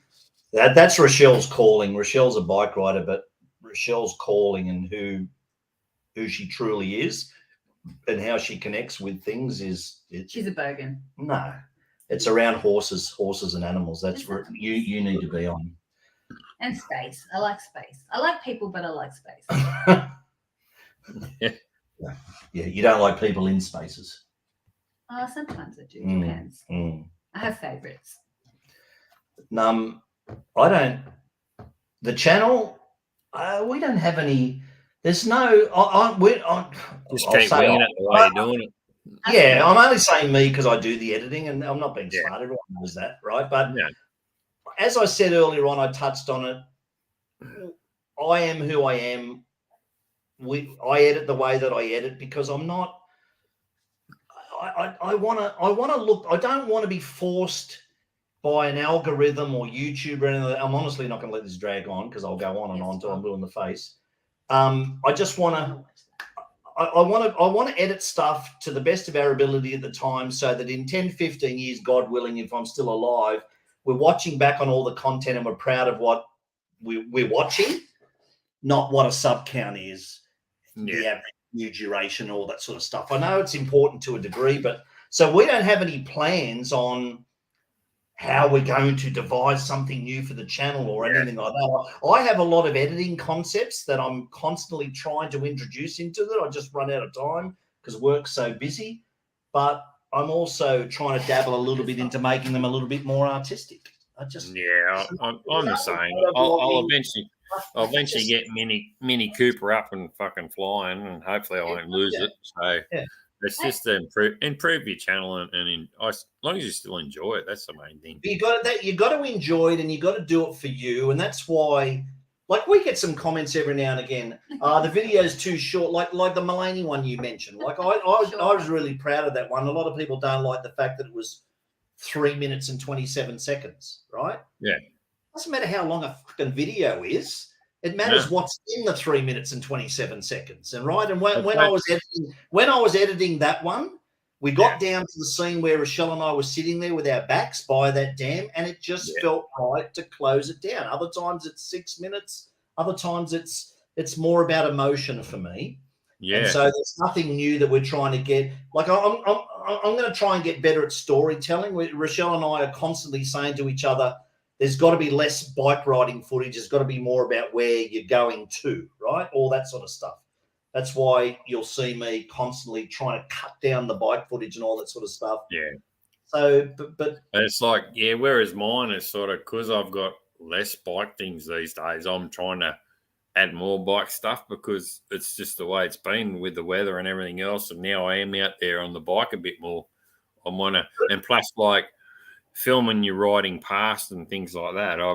Instead of just having it on your helmet and going, you want to, obviously, I got a nice bike and people probably like to see it and me riding past. So, and things like that. So I want to. But also, yeah, but do that. That's, you've got the right attitude. You're doing it because that's how you feel. You want to present the content. Yeah. I just have, each to their own. You do you. Everyone does it. I have a huge issue with channels that are YouTube ambassadors basically telling people what to do. Oh yeah, I hate that. For what? Yeah. For what? Look, I think at the end of the day with YouTube, everybody's doing the best they can in the time that they have. Yeah. And it doesn't matter if you have 50 subscribers. It doesn't matter if you have 250,000 subscribers. At the end of the day, what does it actually mean to you? To you. Exactly. Before you worry about what other people think. There are people, I mean, and I don't mean to bring the mood down, but there are people dealing with challenges in life that are far more important than how many people watched your video or how many subscribers you have or how many this, how many that. If it makes you happy, then make the video. That's all that matters. But that's what I'm saying. That's what I was saying with yours, Smitty, right? You're talking about the bike stuff and all that. There's nothing wrong with you showing the staffies in the creek, right? Yeah. And Nelly ripping along a dirt track and all that. Like, condense it down and all that. But if that's what makes you happy, work on crafting that with the transitions and all that sort of stuff. An interesting story, but don't let an algorithm say you need more bike footage and you need this and you need to do that so you get 100,000 subs in a week. Exactly. Everyone's doing. Rob and I had a chat about this the other day, right? Rob Charwood. Hi, Rob Charwood. And Rob made a very good point. I don't know him. No, this bald guy that drives VWs for free. VWs for free. Anyway, exactly. Especially that one, Walkinshaw Amarok. Fuck, I'd love to give that a crack. I tell you, I would have sent it. I'd have taken a bush. Well, that's what Rob and I were saying, and Rob was also saying quite correctly.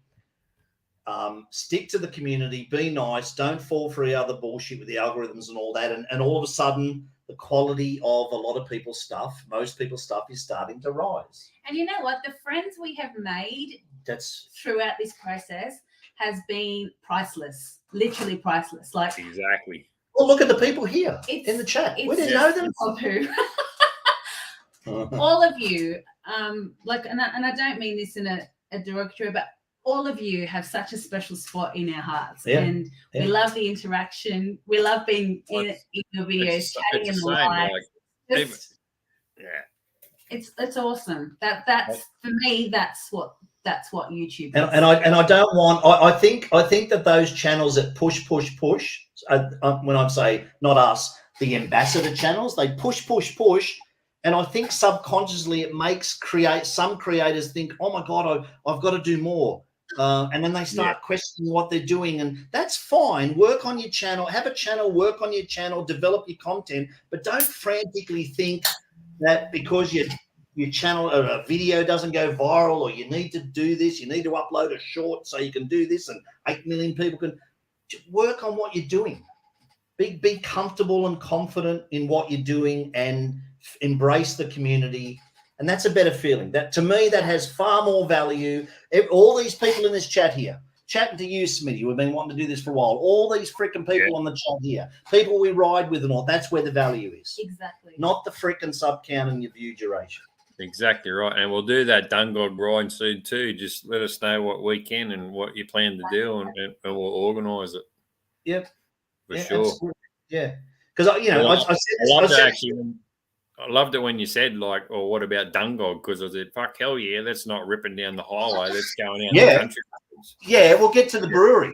We'll get Yeah. to the brewery. Can you book tables at Tinshed Brewery? I don't know. Anyway, Yeah. that wraps it up for us for YouTube. It's a beast. She's got to stop. I said too much, but yeah. No, I but you're right. You're 100% right. Like, you know, if you start thinking about like subs and all that, okay, it's going to grow. It's going to grow. If not, it's not. You know, it's be true to yourself. Enjoy what you're doing, and just improve on. Just focus on improving what you're doing and practice. That's all it is, really. And practice, and we've developed this community, right? So if you, exactly. And I don't think there's anyone in this list here, including yourself, that hasn't thought once or twice, "Oh, I wouldn't mind asking that channel or that person, whatever, how they did that. Paul from Harley Roadshow says it often. He's an open book. Yeah. Paul says to me a million times, "Call me, text me, whatever you want to do. I'm the same. If anyone wants to privately contact me and go, how did you do that on that video? How did you color grade this? How did you do that? How did you make that transition do that?" Just freaking pick up a phone or text me and ask me. Yeah. I'll tell you, get stuffed, but just ask me. Yeah. There's no picking around it. That's like, you asked me about the thumbnail, how to get rid of the black around your logo. And I sort of knew I worked out how to do that with my software that I got, but because the thumbnail that I got, that one's overlapping, there's a black square behind that one anyway. So if you clicked on that, it wouldn't have cleared the one behind it, if you know what I mean. So in all honesty, to do it properly, I would have had to do a whole new thumbnail that I was just as easy to have the one on there. So it wasn't a big deal. I just asked you just in case you wanted to but that's exactly like teaching and helping and understanding. I actually got a car wrap coming for Nelly for my tailgate. I hit the boss up again the other day. Instead of having the black border around my logo, I've deleted it, and the print that's going on my tailgate is actually a brick wall with Independent Freedom on the back of it. So I eventually want to try and get that on. And they're smashing me with cars at work now. And yet I said, "Can I do a tailgate one on my car so I can practice before I get chucked into the cars?" They go, "Yeah, sure." And I'm still waiting for my print, and I've done 4 cars at work. So it's like, oh yeah, no worries. You know that we're talking about sharing information, and I know that Paul from Harley Roadshow has talked about it often in trying to incorporate it into the moto meetups. But and I wish Desiree was still here because she would have backed me up. But Desiree and Bill. Why have I forgotten his name? I'm terribly sorry. Toby Northern. So they run. So in the US, they have a private YouTube Facebook page. Yeah. Where you can post your stuff. You're only allowed to post a link to a video of yours on Mondays, but periodically they have workshops. Okay. A week or so ago, I was a guest with Adventure Tomic and Dewey Rides because the workshop that they were having was all about drones. Mm-hmm. What you have? Why do you fly that one? How do you think when you're flying it? How do you edit your footage and all that sort of stuff? And all the content creators in the US logged on and they're asking questions. It's just a sharing this wealth of information. They're not hiding any information. It's great for people that go, well, I've got a drone, but I can't really fly it that way, or I don't. Yeah, but I think Rob's also incorporated that moto Aussie, like building the Aussie moto community. And I think as we grow and develop the Aussie bases, people will be able to start doing stuff like that. No, well, that's what Rob was saying when he was saying that he's noticed that a lot of channels, most channels, their quality is rising. Well, I would dare say that that's because they're watching other channels, both Australian and maybe US or whatever, and they just take ideas away, and then you go and Google it and you learn how to do certain things. But that's what I was saying before, much like Paul from Harley Roadshow says, if you ever see something that I do, feel free to ask me, send me a private message and say, how did you do that? I really like that. I want to get better with my transitions. I want to get better at incorporating music into a video, right? Because that's our thing. That's our shtick. I make our videos like music clips. Exactly. Yeah. I just think I do it that way because I think it's an easier way to invoke emotion. And I'm sort of that way too. Like we both that we love music, and I'll never get monetized because I just use fucking music, and I get kept copyright left, right, center. But that's the whole reason why I won't monetize. But I don't feel that you're ripping off their music. You're advertising their music in your film clips to showboat your video and also to listen to their music. So I don't understand the whole copyright shit, but you get like you're saying, like to do it as a whole video. I do music clips and all that as well. I'll just put a bit of video footage to a song that I like, and I haven't done for a long time since COVID, I don't think, but I don't mind. I have I have it on a playlist, and I'll be at work and I'll bang it on the speaker, and I'll be listening to it at work while I'm working away and listening to the song and the video.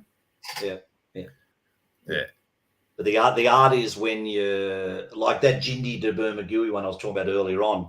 That was just about a 4.5 minute song, and I purposely didn't, because we weren't talking in it. The song just flowed from start to finish. So my goal there, my challenge was there to fit them, because you're not breaking it up with Rochelle and I talking. It's literally right. You get the sequences right, because that song isn't stopping. Where the more challenging ones are when you're playing a song, but then you're going to stop the song at a certain point. Yeah, and that's that's why we like Chewy's songs too, because some of them there's all his original music by himself and all that as well. And he's an awesome bloke. I wish I could meet up with him a lot more than I have, and like with you guys.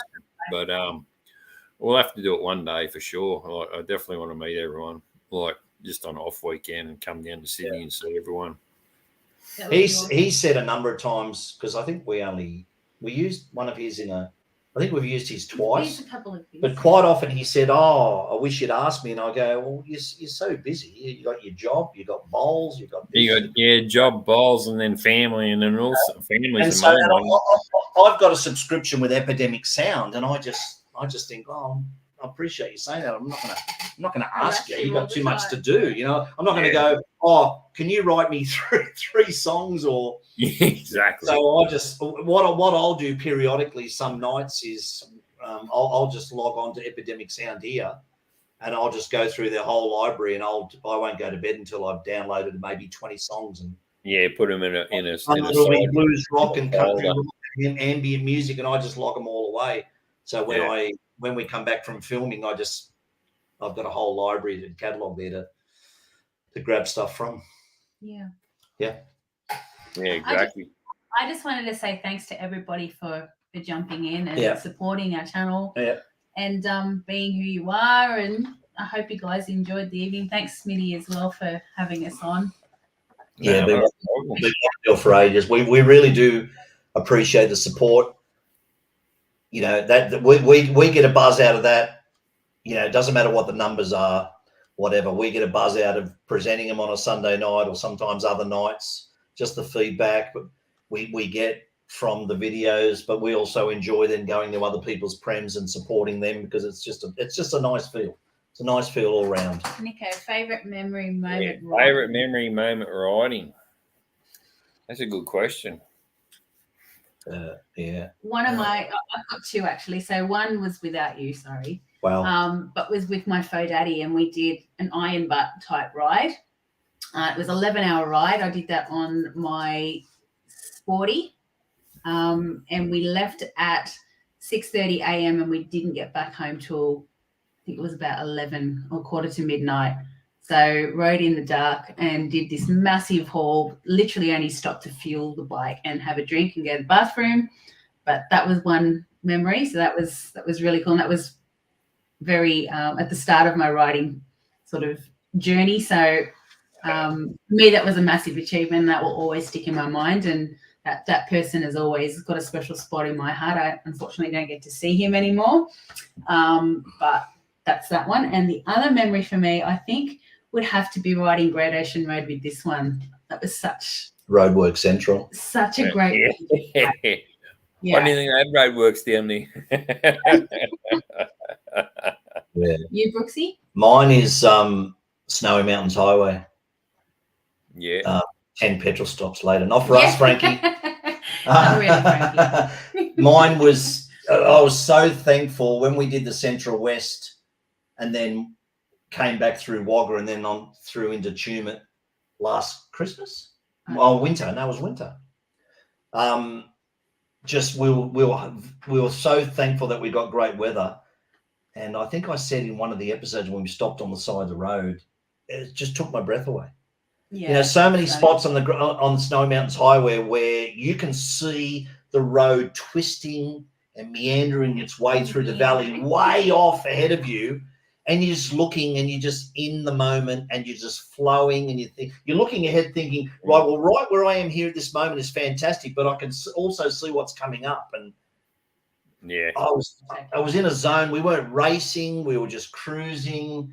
It was such a beautiful flow and the weather was nice, and it's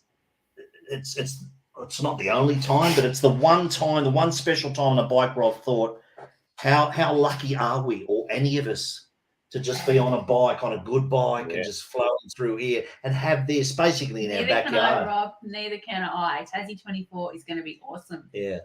I'm hoping I can get there. Better come, Smitty. I fucking want it, that's for sure. Well, we got to do it again. We did it Christmas 2019, but we didn't really film it. But I don't think, to be honest, I've said this to Rochelle a few times. I don't think when we go down there for that one, I don't think I'll film. I just want to enjoy. I just want to enjoy riding around. I hear, because like that. Like I said before, when we were chatting before we came in and all that, and they did that Central Coast run down there when we were talking to meet up that weekend or whatever.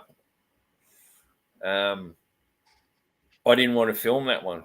And I just wanted to enjoy the ride. Like, it was a sunny weekend, and it was around Warners Bay, Toronto, at the pubs and whatnot, and it was with the Sons of Anzac and our organisation, and we just enjoyed the time. It was a big day, a big weekend, and then riding home, that's the one where I said we got the Nabiac and we just rode quicker. It was half hour from home and we just screwed it open. Like, we just wanted to get home. The asses were sore, and it was a big weekend, and not drinking wise, it was just a big ride all day and around. It was I didn't film at all that. I just wanted to take it in.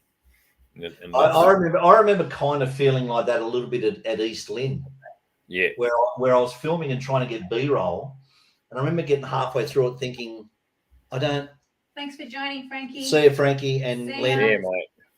I remember thinking about halfway through it, I don't want to be bouncing around and doing it. I think Rob from Throttle Down Under does a fantastic job at the meetups, where he just does minimal coverage, does a great voiceover. Yeah, I like how he does it. But then focuses on actually talking to people at the meetup. Yeah. And with what's his question, rides? Yeah, my I thought of two when you were talking with yours. It's what was it? I thought I just fucking clicked on it, but didn't. It went up one. Hang on, fucking. Frankie's heading up this way tomorrow. Yeah, it looks like he's heading that one. Yeah, that one. Nick's favorite memory. My favorite one. I wouldn't have. When you guys were in Tamworth and you were just shooting down the New England, and filmed the area and whatnot. There's two months, or it was 4 weeks last year. I had to go to Murrurundi, and we went to the Railway Tavern for the organisation to have a night on the town, and we did.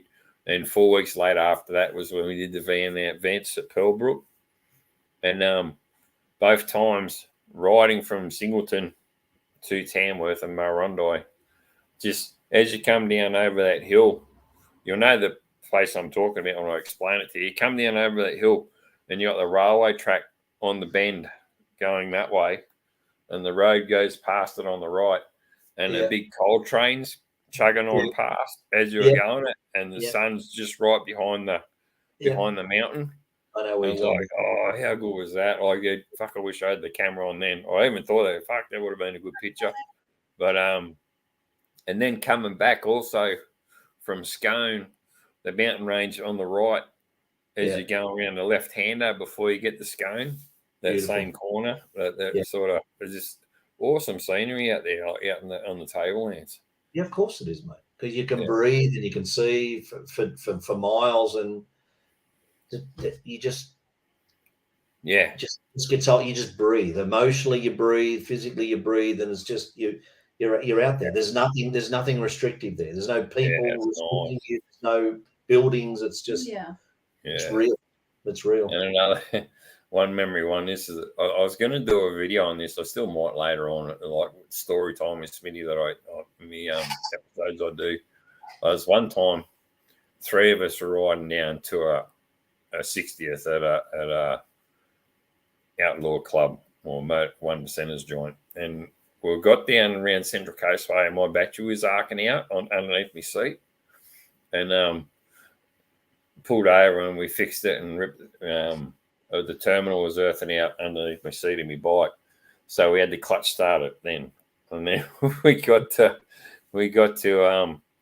Sydney eventually, and it was Big Bert's going. See you, Bert. Got to Sydney and to the pub where these guys were meeting up with us, and we had a couple of beers, and then we were off to their clubhouse for the 60th, and they were going, I want to see the fella. They had to clutch start my bike in the car park. This was black. It was like 8 o'clock at night. Yeah. And had the lights on, and by the time I got out of the car park to the road, it was earthing out and playing up because of the battery. So then I had to turn the lights off and start it up and run it with no lights. And I did that, and it was working fine. Just when I turned the lights on, it was arcing my battery out. Yeah. So from the crew went on to their clubhouse, and one of the blokes hung around with me, one of the 1%ers. He goes, "No, right, mate, we'll catch up." And I'll never forget it. We're raw. He goes, "Right, hey, follow me." And I was following his tail light, and we're roaring the back streets of Sydney, pulling up at a settled red light, pulling up, fucking dragging off each other. And then we then settle light. He goes, "Oh, it sounds good anyway." Like this, off to the next one, and just fucking racing these back streets in the dark. There's one section there I could only just see his tail light. He was just getting ahead of me a bit. Then we pulled into the to the front gate. They're going, "Oh, we're here to the fucking 60th." He goes, "Are they rolled up yet?" And they're going, "No, they haven't rolled up yet. We raced them. We beat the mob back to the clubhouse."